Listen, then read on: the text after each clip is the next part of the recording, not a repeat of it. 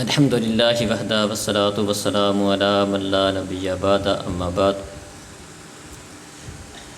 اعوذ باللہ من الشیطان الرجیم ومن یتوکل علی اللہ فہو حسبہ۔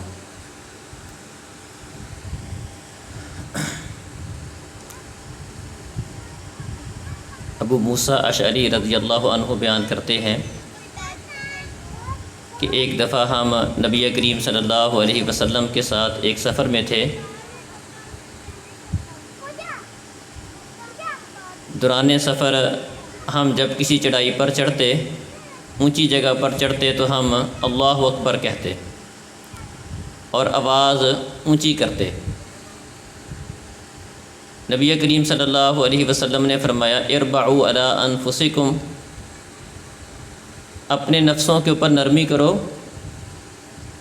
آپ جس ہستی کو پکارتے ہو وہ غائب نہیں ہے اور بحری نہیں ہے، اللہ رب العزت سنتے ہیں اور حاضر ہیں۔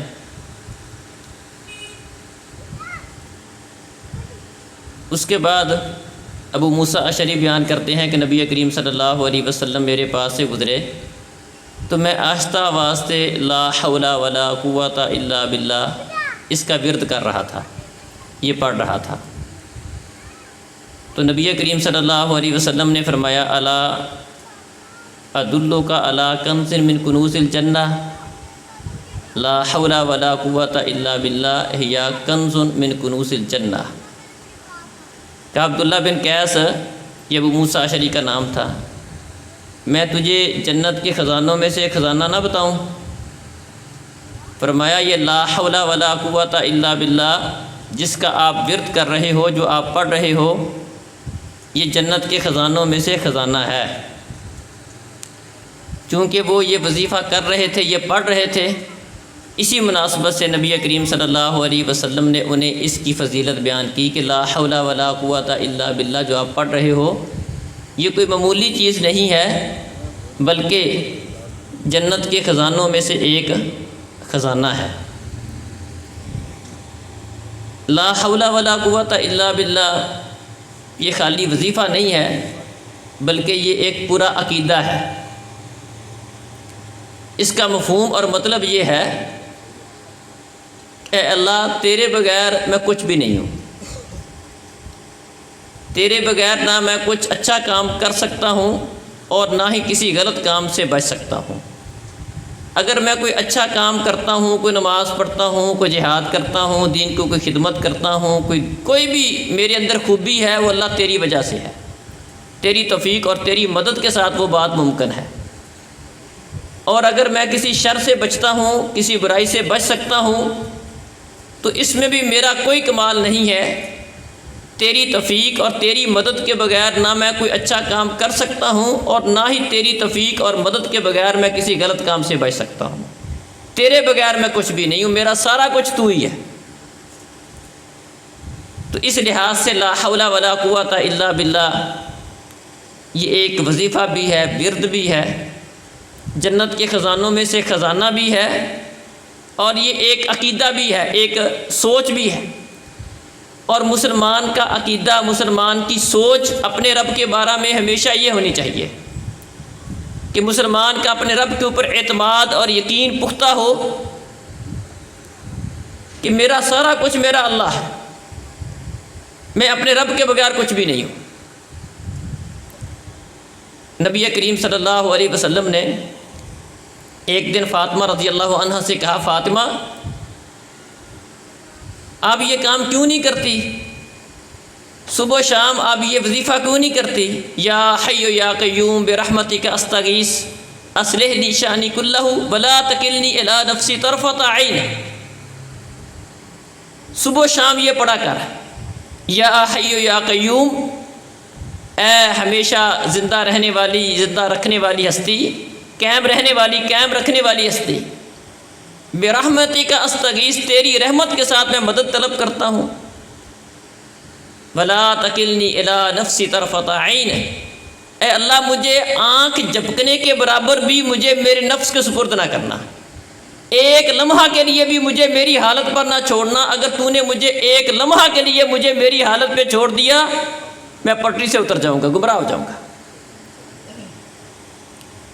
ہمیشہ تو مجھے میری نگہبانی کرنا، مجھے گمراہ ہونے سے بچانا، میری رہنمائی کرنا۔ دیکھیں ہم نماز کے اندر پڑھتے ہیں اہدنا الصراط المستقیم، سورۃ الفاتحہ، اس کے بغیر نماز نہیں ہوتی۔ اس میں ہم اللہ تعالیٰ سے اس بات کا دعا کرتے ہیں، اللہ تعالیٰ کو مختلف واسطے دے کر، تو رحمان ہے، رحیم ہے، مالک یوم الدین ہے، تیری عبادت ہے، تیری بندگی ہے، تجھ سے مانگتے ہیں۔ یہ سارا کچھ اللہ کو واسطے وسیلے دے کر کیا مانگتے ہیں؟ اہدنا الصراط المستقیم۔ اہدنا الصراط المستقیم کا ایک مطلب تو یہ ہے کہ اللہ ہمیں سیدھا راہ دکھا، ایک مطلب اس کا یہ ہے کہ ہمیں سیدھی راہ پر چلا، اور ایک مطلب اس کا یہ ہے کہ اللہ ہمیں سیدھی راہ پر قائم رکھ۔ ایک وقت میں ہم اہدنا الصراط المستقیم کہہ کر اللہ سے تین باتوں کا سوال کرتے ہیں۔ اللہ ہمیں ہر معاملے میں تیری رہنمائی کی ضرورت ہے، چاہے وہ دین کا رستہ ہو، کوئی معاملہ ہو، تیری رہنمائی کے بغیر ہم نہیں چل سکتے۔ اہدنا الصراط المستقیم۔ ایک مطلب اہدنا الصراط المستقیم کا کیا ہے؟ اللہ ہمیں سیدھی راہ دکھا، اور ایک معنی مفہوم کیا ہے؟ اللہ ہمیں سیدھی راہ پر چلا، اور ایک معنی اور مفہوم یہ ہے کہ اللہ ہمیں سیدھی راہ پر قائم رکھ۔ تو اس میں بھی یہ بندہ اللہ تعالیٰ سے اسی بات کا سوال کرتا ہے کہ اللہ تیرے بغیر کچھ بھی نہیں۔ اور جو بندہ اپنے رب کے بارے میں اس طرح کی سوچ بنا لے، اپنے رب کے اوپر جس طرح یقین کرنے کا، اعتماد کرنے کا حق ہے، اس طرح اللہ پر اعتماد اور بھروسہ کر لے، اللہ فرماتے ہیں وَمَن يَتَوَكَّلْ عَلَى اللَّهِ، جو بھی اللہ پر بھروسہ کر لیتا ہے، اعتماد کر لیتا ہے، فَهُوَ حَسْبُهُ، اللہ اس کو کافی ہو جاتا ہے۔ اس کی ایک دو مثالیں بس بیان کرتا ہوں۔ فضیلت الشیخ محترم حافظ صاحب تشریف لے آئے ہیں۔ نہ کرنا، غالب نہیں پوری کرنا۔ دیکھیں یہ قربانی کا موسم ہے، ابراہیم علیہ السلام کی سیرت ہم سنتے ہیں۔ ابراہیم علیہ السلام نے اپنے بیٹے کو اور اپنی بیوی کو ایک ایسی جگہ پر چھوڑا جہاں پر کوئی آبادی نہیں تھا، کوئی انسان وہاں پر نہیں تھا، کوئی وہاں پر کھانے پینے کا انتظام نہیں تھا۔ لمبا واقعہ آپ سنتے ہیں۔ ابراہیم علیہ السلام واپس جا رہے ہیں، اور اس وجہ سے کہ بیٹے کی اور بیوی کی محبت غالب نہ آ جائے، پیچھے مڑ کے نہیں دیکھ رہے، حدیث میں لفظ ہے۔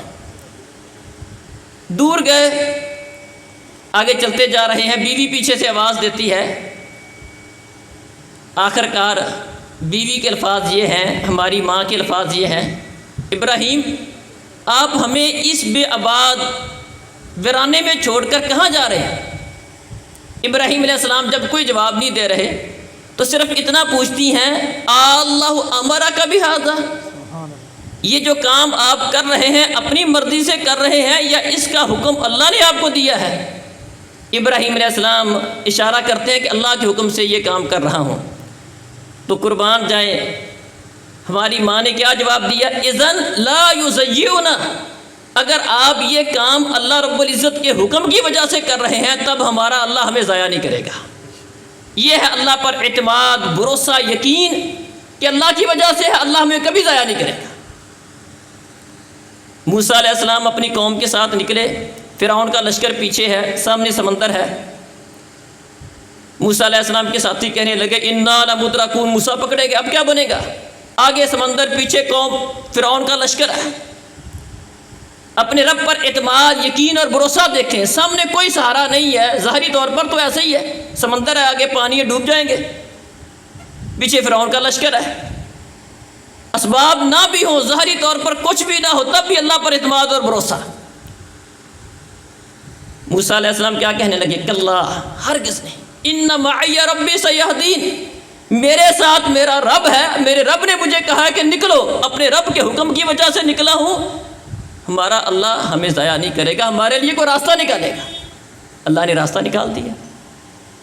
اس کو کہتے ہیں اللہ رب العزت کے اوپر اعتماد، یقین اور بھروسہ۔ نبی کریم صلی اللہ علیہ وسلم ہجرت کے سفر میں نکلے، ایک غار میں چھپے ہوئے ہیں، دشمن تعاقب کر رہا ہے، آپ کو تلاش کر رہا ہے کہ آپ کو پکڑیں گے، ماریں گے، قتل کریں گے۔ ابو بکر صدیق رضی اللہ عنہ کہنے لگے اے اللہ کے رسول اگر ان میں سے کسی بندے نے بھی اپنے قدموں کی طرف بھی دیکھ لیا ہم پکڑے جائیں گے۔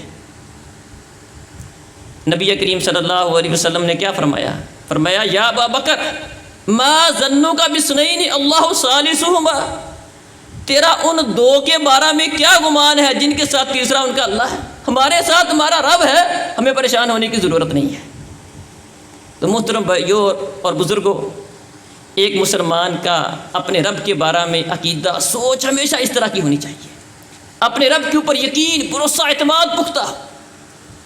اور جو بندہ اپنے رب کے اوپر اعتماد، یقین، بھروسہ پختہ کر لیتا ہے، اللہ کہتا ہے میں اسے کافی ہو جاتا ہوں۔